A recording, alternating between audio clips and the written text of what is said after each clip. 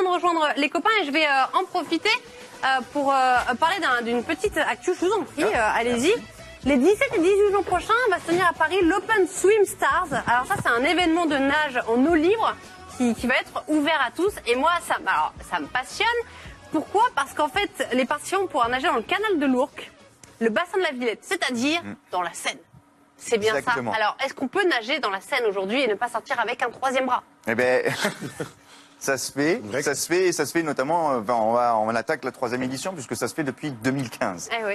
On a fait notre première édition en 2015 et cette année, 17-18 juin, l'Open Swim Star Harmonie Mutuelle, parce qu'il faut quand même aussi mettre le nom en entier, puisqu'on a des partenaires, il y a un partenaire privé au-delà des institutions comme la VNF. Alors, le CSA, ce n'est pas moi qui ai dit ça.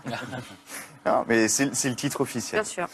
Donc je le dis. Mais oui, on sera dans la Seine. Enfin, ils seront dans la Seine. Moi, j'ai pas les qualités pour parcourir une telle distance, mais et toutes les conditions d'hygiène sont remplies, ont été remplies dans les années précédentes et seront remplies en tout cas encore pour cette édition. Et il y a un contrôle qui est fait régulièrement et on ne vous prendra aucun risque. Si jamais par le plus grand des malheurs, il y avait une pollution inattendue à ce moment-là, eh bien, on annulerait tout simplement. Mais ça n'a pas été le cas les années précédentes. Et on fait en sorte que ce ne soit pas le cas cette année. Bon, c'est de toute façon une fausse question, parce que pour moi, c'est l'occasion de dire que ça permet de sensibiliser les participants aussi à la préservation du milieu naturel. Ouais. Et donc, pas jeter des conneries, dans la Seine ou autre. C'est un enjeu capital, évidemment, pour toutes les grandes villes où vous allez passer, parce que vous allez faire une tournée cet été. Ça va permettre au plus grand nombre de découvrir un sport qui est bénéfique aussi pour la santé. Nous, on parle beaucoup de sport santé dans cette émission parce que ça nous tient à cœur. Et puis faire revivre la nage en eau libre au cœur des villes parce que ça a une origine. En 1905, il y avait un événement de ce type qui s'appelait la traversée de Paris à la nage. J'adore les images vintage comme ça. C'est beau. Alors, oui. Alors le programme, justement, 5 épreuves. Donc avec une course de 1 km, 2 km, 2 km avec palme, 5 km et un combiné. Le départ du 5 km va se faire au départ de Pantin, avec la descente du canal de l'Ourcq jusqu'au bassin de la Villette. Il y aura évidemment beaucoup d'animations autour, donc on peut aussi y aller en famille, sans forcément nager, et prendre part à cette grande fête. Puis en plus, avec maintenant les quais ne sont plus accessibles aux voitures, donc faut en profiter.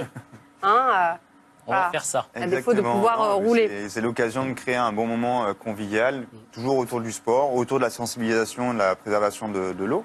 Et également l'occasion de se créer un propre défi de dépassement de soi et de pourquoi pas le faire en équipe, en famille, en équipe de bureau aussi. Ah oui.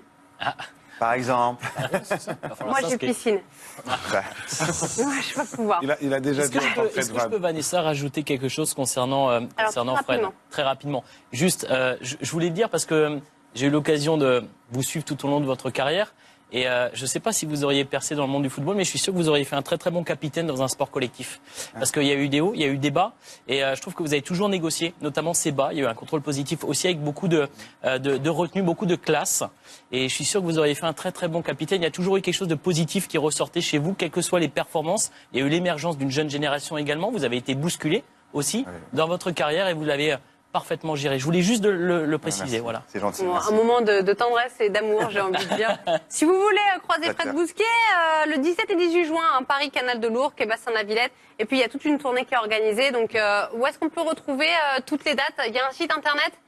Voilà, on vous les affiche. C'est parfait. 9 juillet à Lyon, 16 juillet à Douarnenez. Vous passez aussi à Canet en Roussillon le 27 août.